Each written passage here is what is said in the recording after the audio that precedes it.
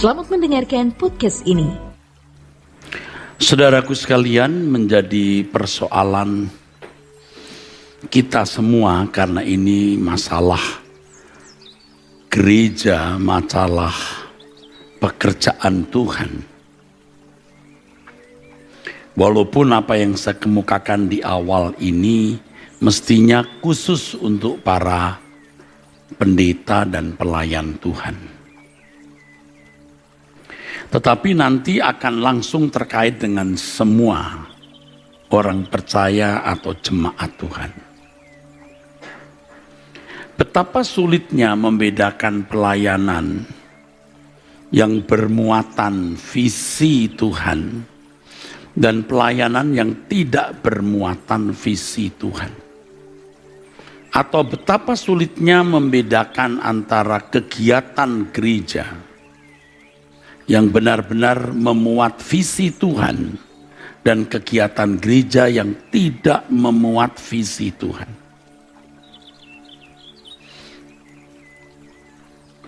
Banyak orang tidak bisa membedakan. Bahkan tidak sedikit mereka yang aktif dalam pelayanan atau kegiatan gereja tidak bisa membedakan. Dan tentu tidak menyadari bahwa apa yang dikerjakan itu tidak memuat visi Tuhan. Jika tidak memuat visi Tuhan, maka kegiatan pelayanan atau kegiatan gereja tersebut pasti menguntungkan individu manusia atau institusi lembaga gereja. Yang dirugikan tentu diri mereka sendiri yang melayani itu atau yang melakukan kegiatan pelayanan itu, sebab pada akhirnya mereka pasti ditolak oleh Tuhan. Kepada mereka Tuhan akan berkata, "Aku tidak kenal kamu." Dan yang dirugikan adalah jemaat, orang Kristen atau orang percaya yang menaruh kepercayaan kepada lembaga gereja secara institusi dan individu-individu pelayanan. Ini berat bagi saya, berat bagi semua pelayan-pelayan Tuhan dan hamba-hamba Tuhan di sini. Kita jangan sampai terjebak melakukan aktivitas pelayanan ini atau kegiatan gereja ini secara teknis, tetapi tidak memiliki visi Tuhan, tidak memiliki spirit atau gairah Tuhan. Dan semua itu dikerjakan tidak di dalam pimpinan Roh Kudus.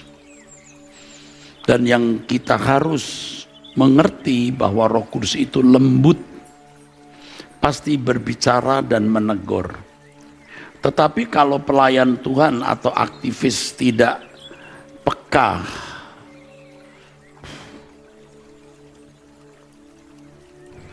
maka dibiarkan. Dan saatnya nanti Tuhan akan berkata, "Aku tidak kenal kamu."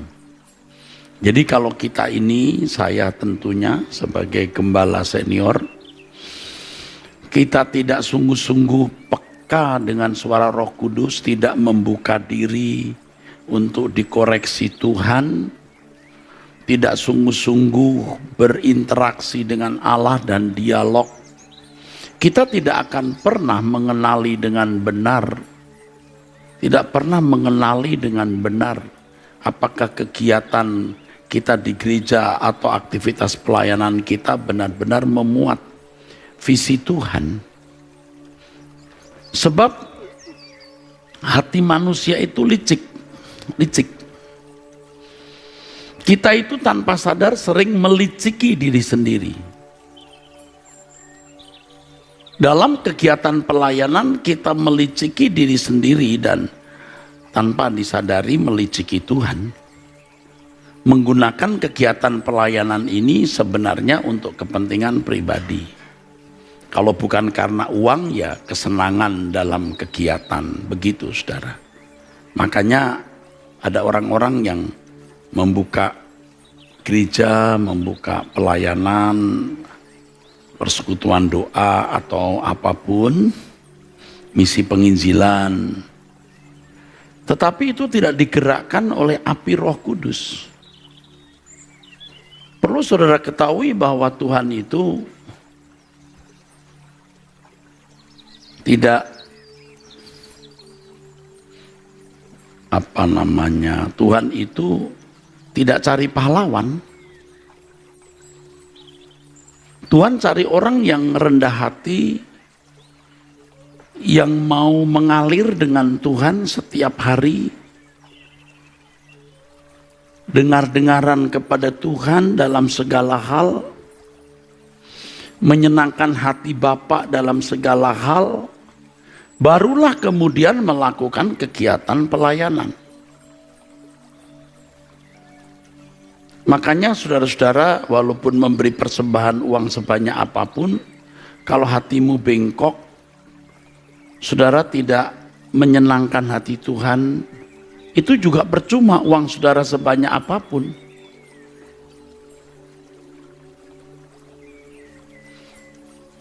Dengan mengatakan ini, apakah berarti saya melarang saudara memberi persembahan? Tentu tidak. Saudara tidak memberi juga tidak apa-apa. Sebab pekerjaan Tuhan ini pasti ditopang oleh Tuhan jika pekerjaan ini memuat visi Tuhan, saudara. Jadi jangan buru-buru mau membuat pelayanan A, pelayanan B, membuka jemaat. Bukan tidak boleh. Bagus, bisa begitu, sangat bagus. Tetapi yang pertama saudara harus lakukan itu bagaimana saudara berjalan dengan Tuhan setiap hari, menyenangkan hati Tuhan, melakukan kehendaknya dari hal kecil sampai hal besar, benar-benar tune dengan Tuhan, hidup dalam persekutuan dengan Tuhan, kita bisa mendengar suara Tuhan dan mengerti kehendaknya. Supaya kegiatan gereja atau aktivitas pelayanan jangan jadi game kita. Anda pasti tidak duga kalau saya mau khotbah mengucapkan kalimat ini. Mungkin kalimat ini kurang tepat, maaf, tapi saya sudah beberapa kali menggunakan. Mari kita mainkan Tuhan. Roh Kudus mari kita mainkan. Jadi seperti orang main game, tapi ini bukan game. Mari kita mainkan Roh Kudus.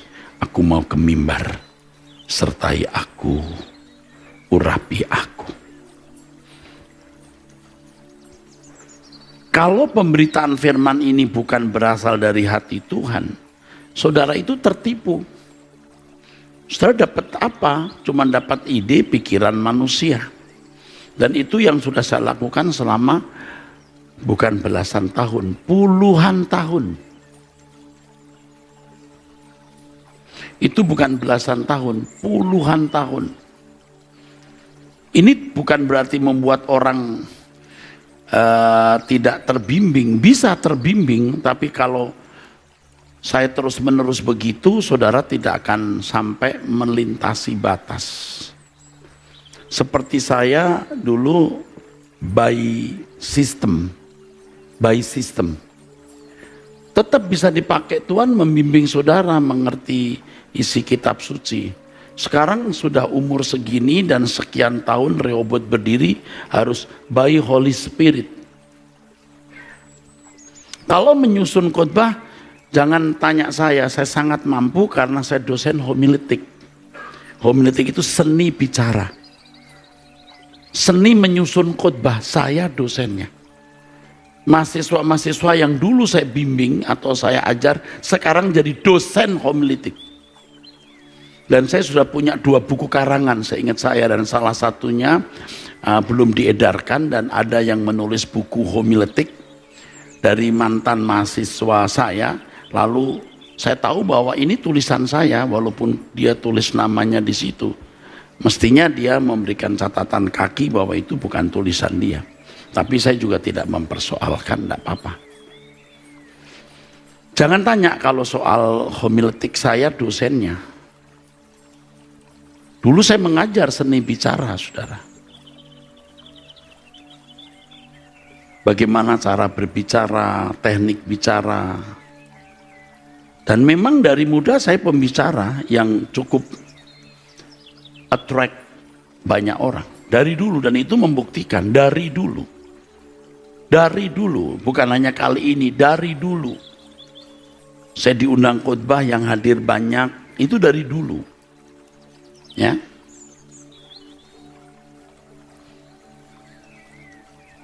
Dari dulu.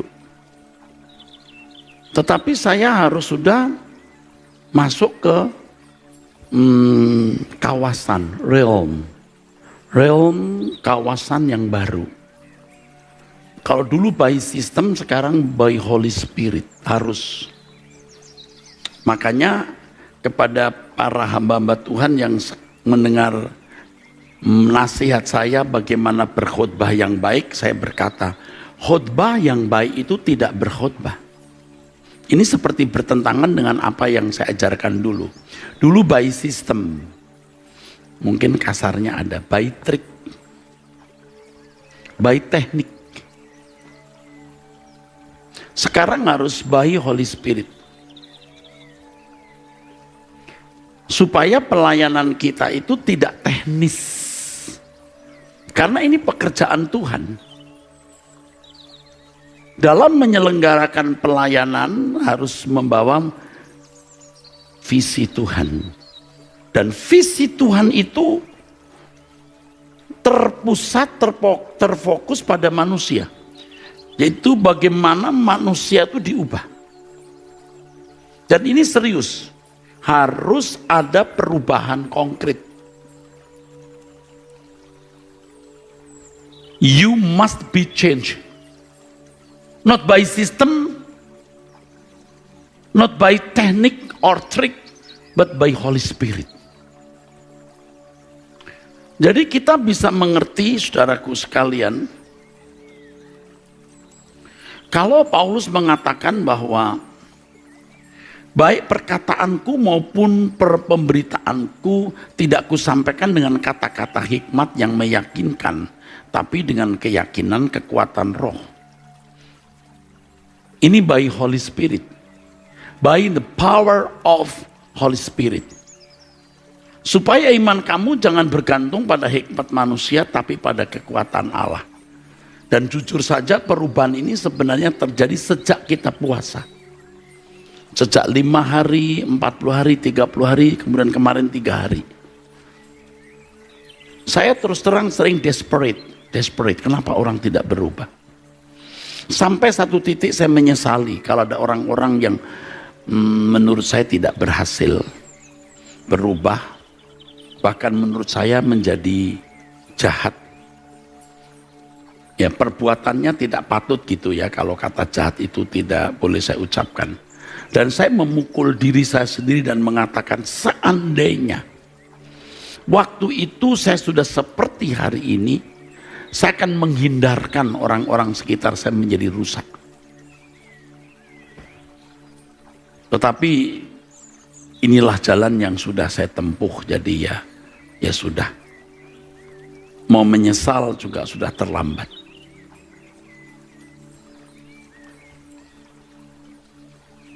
Sementara orang-orang yang tidak bersama dengan saya tidak mengikuti perubahan hidup saya ini.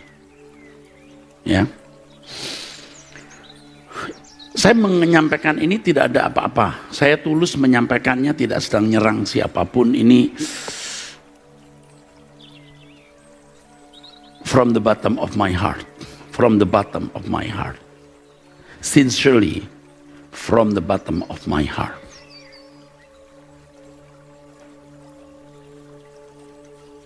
Jadi bukan dengan kata-kata hikmat yang meyakinkan yang saya ajarkan dalam bentuk teknik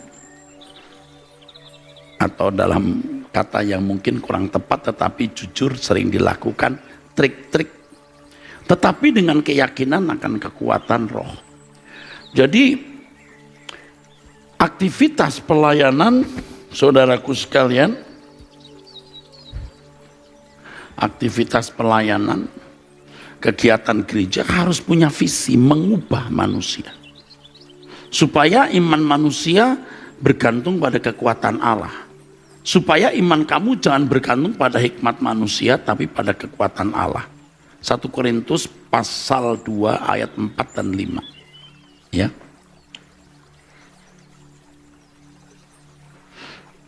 Dalam kegiatan gereja atau aktivitas pelayanan harus memuat misi Tuhan.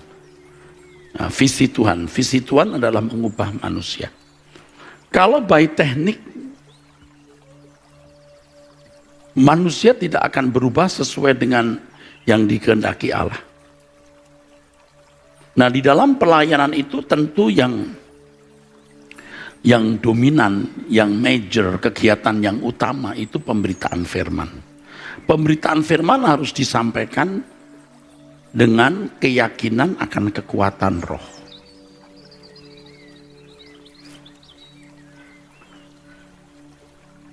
Karena saya bertahun-tahun berkhotbah dengan hikmat yang meyakinkan, tetap juga menarik,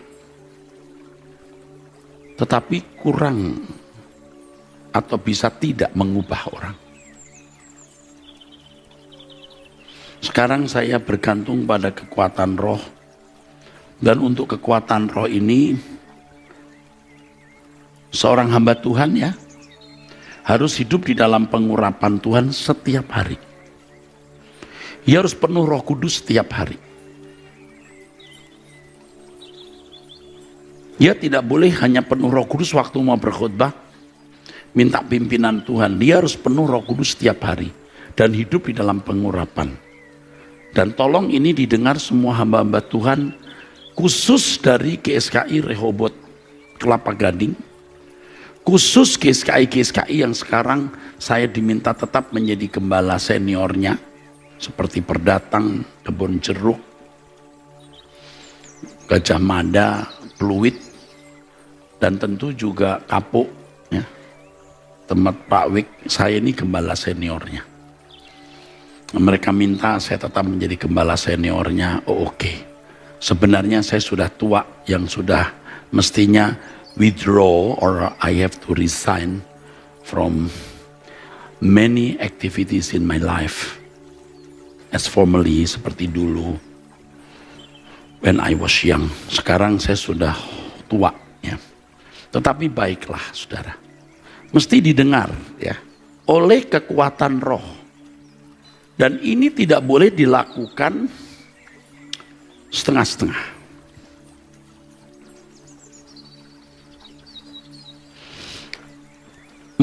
Saya desperate, really I desperate.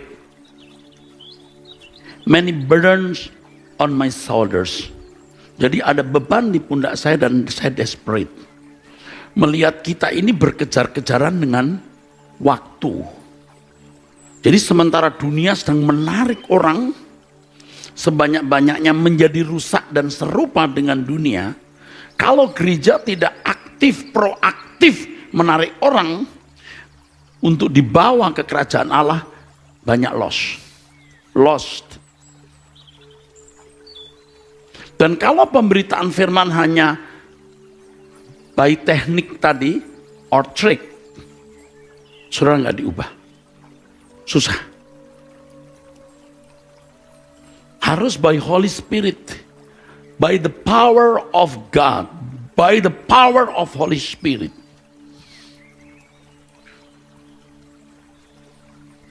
Bukan tidak perlu sistem. Kita bisa belajar sistem dengan mudah. Roh Kudus bisa pakai sistem, tapi sistem tidak bisa pakai Roh Kudus. Roh Kudus bisa pakai teknik seni bicara, tapi seni bicara tidak bisa pakai Roh Kudus.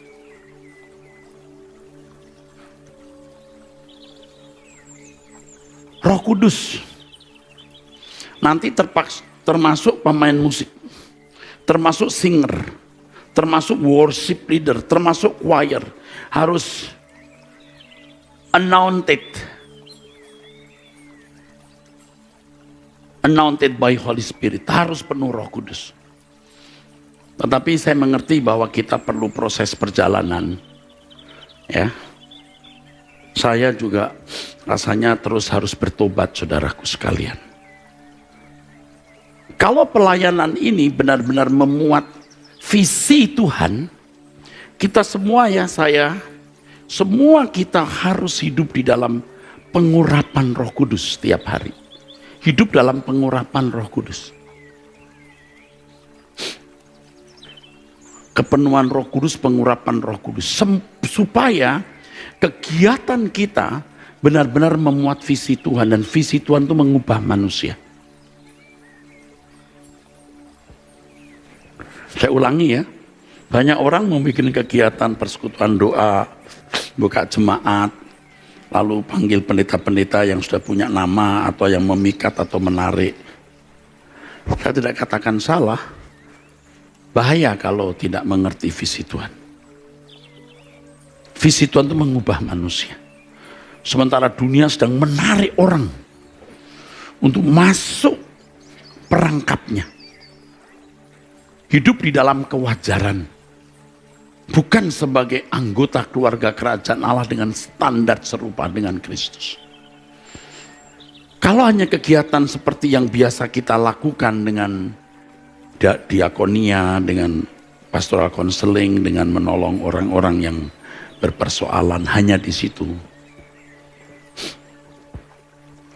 Roh Kudus berduka. Roh Kudus tidak punya ruangan. Itu semua ruangan aktivitas kegiatan agama yang agama lain juga punya. Agama lain juga punya. Semua harus dalam pimpinan Roh Kudus. Ya, semua kegiatan kita.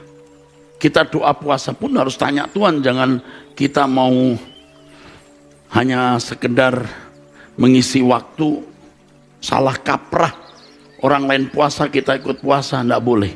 Harus tanya, Roh Kudus ini kita puasa enggak?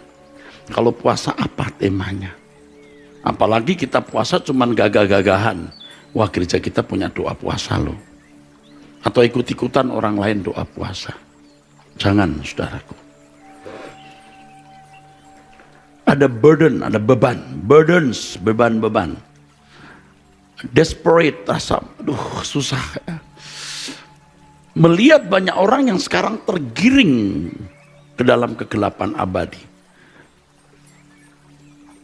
Pola pikir saudara pun sebenarnya banyak yang sudah makin rusak. Saudara belum membangun sirkuit atau bangunan berpikir anak-anak Allah, belum. Dan kalau saudara meninggal dunia, saya khawatir Anda belum layak duduk di samping Tuhan sebagai mempelainya. Saya pun berjuang untuk menjadi mempelai yang layak. Dan saya tahu betapa sulitnya. Dan saya khawatir Anda belum. Sebagian ini belum. Jangan-jangan sebagian besar. Makanya kita harus melakukan pertobatan massal. Perubahan yang intensif. Dan itu hanya bisa kita lakukan kalau kita tekun berdoa, tekun datang ke gereja, doa puasa. Ya, saudara masih bersama saya? Ini pekerjaan Tuhan, bukan pekerjaan manusia. Maka Roh Kudus harus berperan, harus dominan berperan. Juga dalam pemberitaan firman Tuhan seperti ini, yang saya sampaikan harus dari hati Tuhan. Makanya saya berdoa di rumah sejak kemarin-kemarin terus. Aku mau hidup dalam pengurapan-Mu Tuhan. Aku minta kepenuhan Roh Kudus. Saya berkali-kali minta dari dulu. Berkali-kali sampai Tuhan tegur. Tuhan tegur. Saya dengar suara di hati saya begini. Kamu membaca Matius pasal 7. Kamu baca dari Matius pasal 6, 7. Bapa pasti memberikan Roh Kudus kepada yang meminta. Kamu sudah meminta, aku sudah memberi Roh Kudus.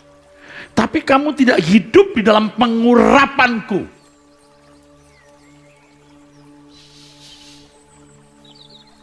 Aku sudah memberi Roh Kudus kepadamu, Erastus, tapi kamu tidak hidup di dalam pengurapanku. Saya masih sembrono dengan apa yang saya ucapkan, sembrono dengan apa yang saya pikirkan. Masih ada hal-hal yang Roh Kudus tidak berkenan saya melakukannya. Dan saya sering luput itu. Makanya sejak saya minta pengurapan itu, saya baru mengerti itu, lebih mengerti maksudnya pernyataan firman Tuhan yang mengatakan, hendaklah kamu hidup dalam ketakutan selama kamu menumpang di dunia. Lalu saya persoalkan kepada Tuhan, Tuhan kalau saya berbuat demikian, ya saya lakukan betapa beratnya. Lalu bagaimana dengan jemaat? Semua juga harus melakukannya. Sebab firman Tuhan mengatakan hendaklah kamu penuh dengan Roh Kudus, itu bukan hanya untuk pendeta, untuk semua jemaat. Dan semua kita harus berambisi, bertekad untuk penuh roh setiap saat. Amin. Saudara optimis? Kalau enggak, saudara menyanyiakan kesempatan yang begitu berharga yang Tuhan berikan. Setelah Tuhan singkapkan begitu banyak hal ya, saya berkata, Tuhan ampunilah aku.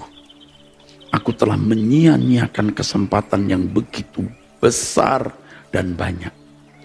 Mestinya aku kepenuhan Roh Kudus dan hidup dalam pengurapan-Mu sejak dulu. Tapi karena saya sudah tersistem, terprogram dengan pola-pola yang sudah dilakukan pendahulu saya, yang dilakukan oleh para teolog-teolog, saya tidak melakukan apa yang tepat seperti yang Roh Kudus kehendaki. Saya mengatakan dari dasar hati saya,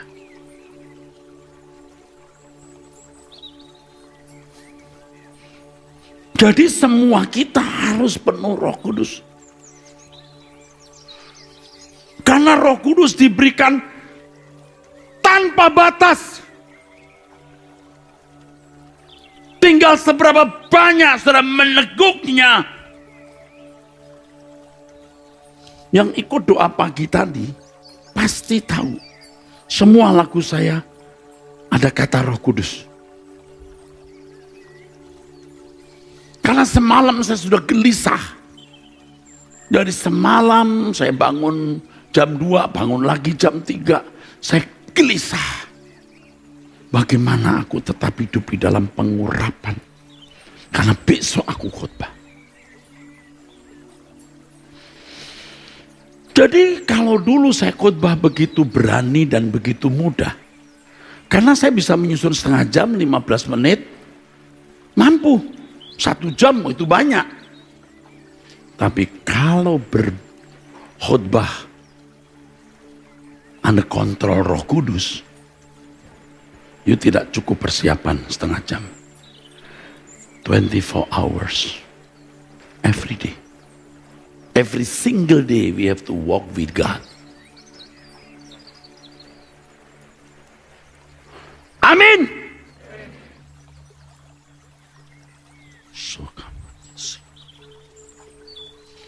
Kita semua harus penuh Roh Kudus. Soal berbahasa roh atau tidak, itu bukan masalah besar. Tapi penuh Roh Kudus, itu intinya. Dan hidup, oke, tepuk tangan dulu. Dan hidup di dalam pengurapan. Saudara nanti akan bisa mendapatkan ide-ide yang tidak pernah Anda duga sebelumnya. Ide-ide, suara-suara yang tidak selalu terkait dengan ayat Alkitab. Terkait dengan bisnismu, terkait dengan setiap keputusan-keputusan saudara.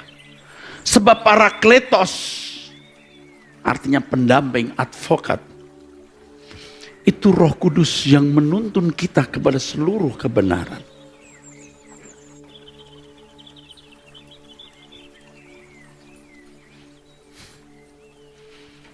Saudaraku, kalau tadi saya bicara, sebagian saya tujukan kepada para praktisi gereja.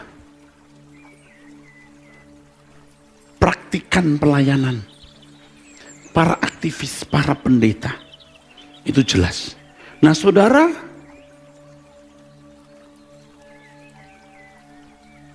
sebagai jemaat, saudara harus mengerti tujuan kekristenan kita apa, supaya kita bisa match. Gereja melakukan yang tepat sesuai dengan visi Tuhan mengubah manusia. Jemaat juga harus mengerti dan menerima bahwa saudara datang ke gereja, saudara ikut doa, ikut puasa, supaya Anda berubah. Dan saudara harus teliti melihat hidup saudara every day. Mesti teliti. Jangan sampai saudara meninggal dunia, wajah batinnya saudara masih carut marut. Hidupmu masih compang camping. Karena saudara tidak serius melihat hidup saudara. Ada di antara saudara ini pasti masih belum mengerti yang saya maksud. Mungkin logika saudara menangkap sedikit, tetapi hati saudara masih belum terbuka. Ya, tapi kiranya Tuhan membuka hatimu. Jangan sombong. Jangan sombong. Jangan sombong. Saudara mau ganteng, mau cantik, mau kaya, mau terhormat, berkedudukan tinggi, nothing di hadapan Tuhan, nothing. Gak ada artinya.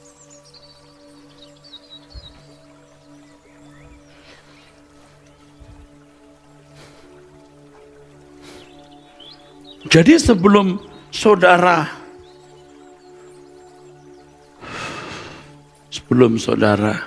ada di ujung akhir hidup saudara, sebelum saudara mengakhiri perjalanan hidup saudara, saudara harus memiliki wajah batiniah yang cantik, yang indah. Atau yang sering kita dengar di sini, berkenan kepada Allah, berkenan kepada Tuhan. Sebelum kita meninggal dunia, saudara sudah menjadi kesukaan hati Allah. Jadi jangan dengar orang yang berkata, kita masih nginjek tanah, belum di surga. Kita masih di bumi ini, belum di surga. Oh ya, justru karena kamu belum nginjak surga, nginjak di bumi, hati-hati apa yang kau injak.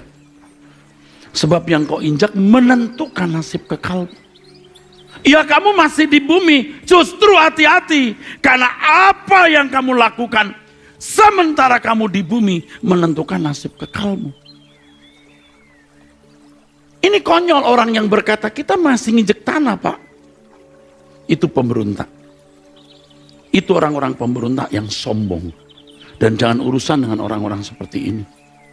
Nggak peduli kita siapa dia.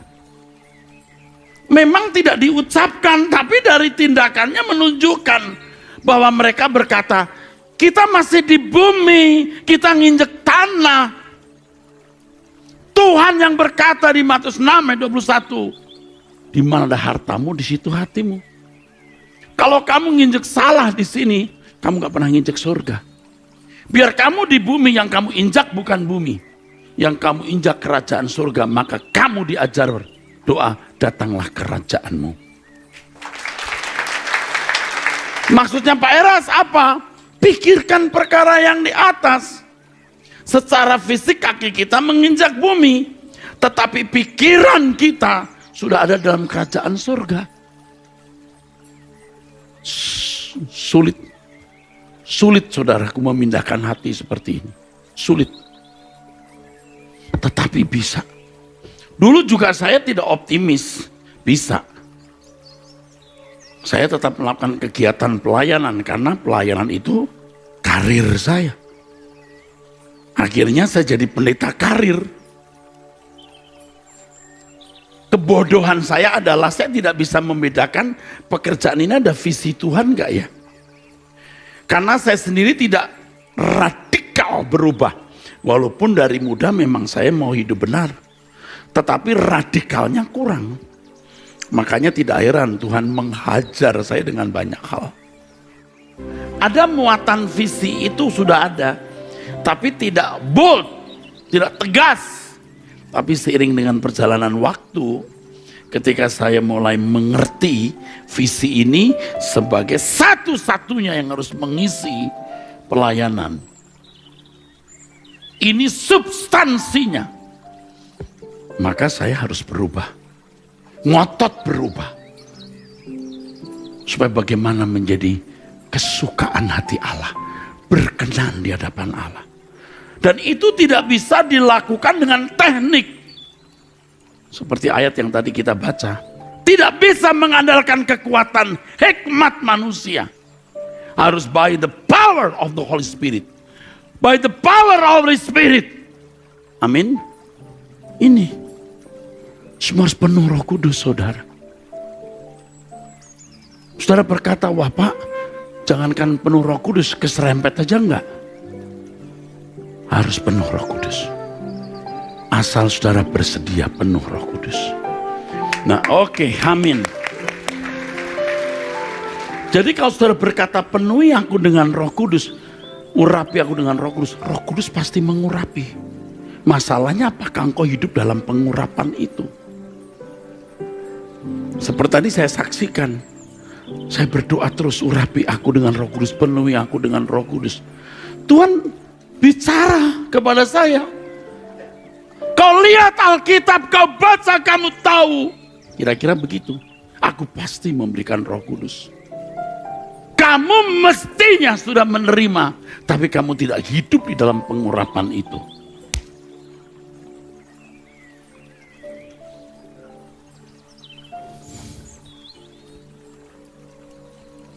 Kepada para hamba-hamba Tuhan, mahasiswa STT Ekumene, semua, hanya satu yang kau perlukan lebih dari apapun, penuh Roh Kudus. Penuh Roh Kudus. Kalau jemaat di sini penuh Roh Kudus, nanti worship leader, singer, choir, pendeta khotbah yang tidak diurapi, Anda akan merasa kering. Anda akan tahu, kering ini. Kering ini. Anda akan tahu. Sebaliknya saya kalau mulai kering juga, tidak persiapan hidup setiap hari, Anda juga tahu, saya kering. Tapi kalau saya dipenuhi Roh Kudus, saudara akan tahu bahwa saya dipenuhi Roh Kudus. Amin. Kita beri kemuliaan untuk Tuhan.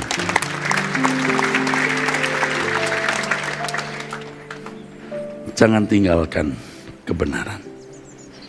You percaya ini kebenaran. Jangan tinggalkan kebenaran. Saudara boleh bertanya kepada Tuhan, khotbah ini dari hati Tuhan atau karangan manusia? Amin. You tanya Tuhan, ini suara Tuhan atau suara Erastus? You tanya Tuhan.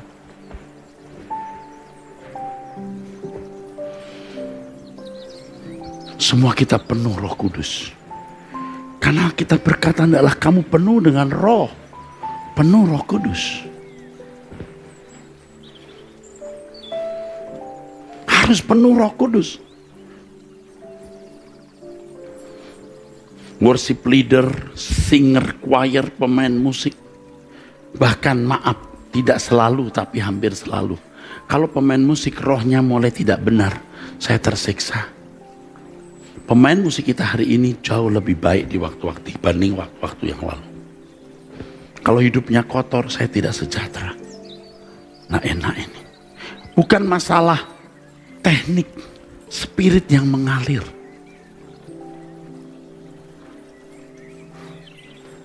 Ini juga tantangan buat saya.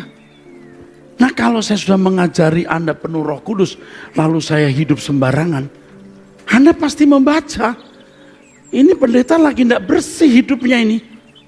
Ini pendeta tidak di dalam kepenuhan roh. You can feel it, you know it. Exactly You know it. Nanti ibu-ibu akan peka, ada yang gak beres dengan anakku satu ini. Ada gak beres dengan suamiku. Nggak usah sewa detektif. Amin. Amin. Kamu belum punya jodoh? Betul? Kamu tidak perlu tanya Tuhan. Tuhan akan dengan sendirinya memberi kamu kepekaan. Kau begitu lihat pria langsung, bukan. Begitu. Nggak usah lihat di YouTube ini siapa orang yang latar belakangnya apa, lalu sewa detektif. Kamu cukup tahu.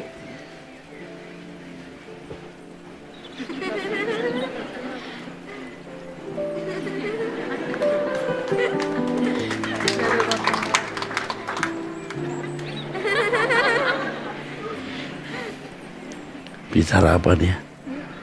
Bicara apa? Udah ada Bapak katanya. Oh, bless you.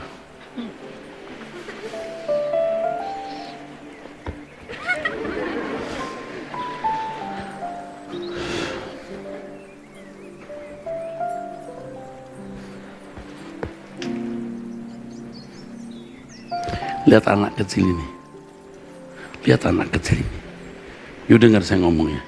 Kalau mamanya tidak benar, jadi apa anak ini? Paham maksud saya? Lihat begitu cantik, begitu manis. Kalau mamanya nggak penuh Roh Kudus, jadi apa anaknya? Amin bro. Amin. Kenapa kamu ketawa? Oh gitu. Oh gitu.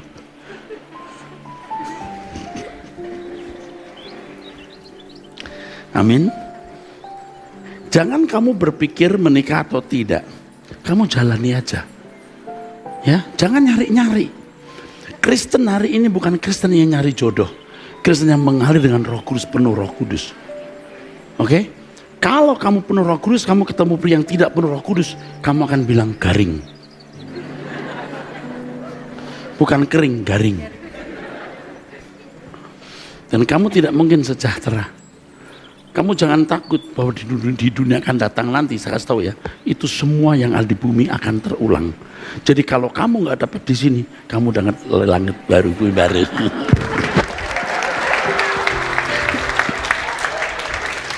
Ini yang tepuk tangan kenceng pasti anak perempuan ini, yang belum punya jodoh. Penuh Roh Kudus membuat Anda damai sejahtera melampaui segala akal.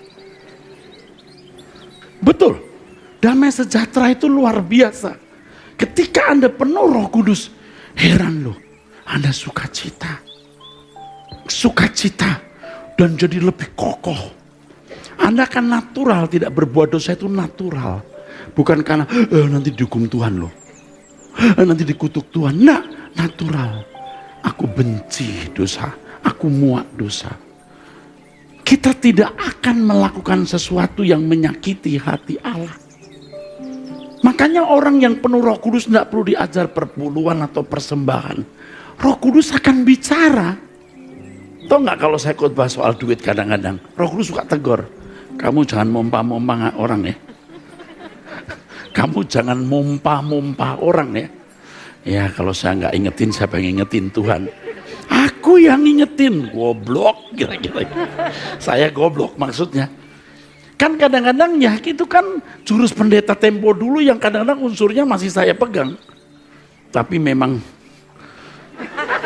sometimes I remind you bahwa gereja ini tidak bisa jalan tanpa keterbebanan saudara. Dan saya salah juga kalau saya tidak mengatakan, mari saudara kita dukung pekerjaan Tuhan.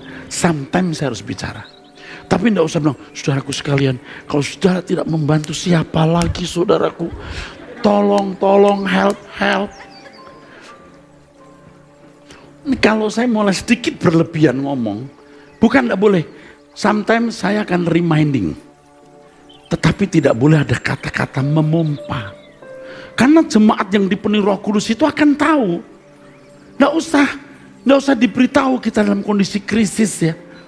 Nggak usah. Beberapa waktu yang lalu kita dalam kondisi yang krisis dan kritis banget.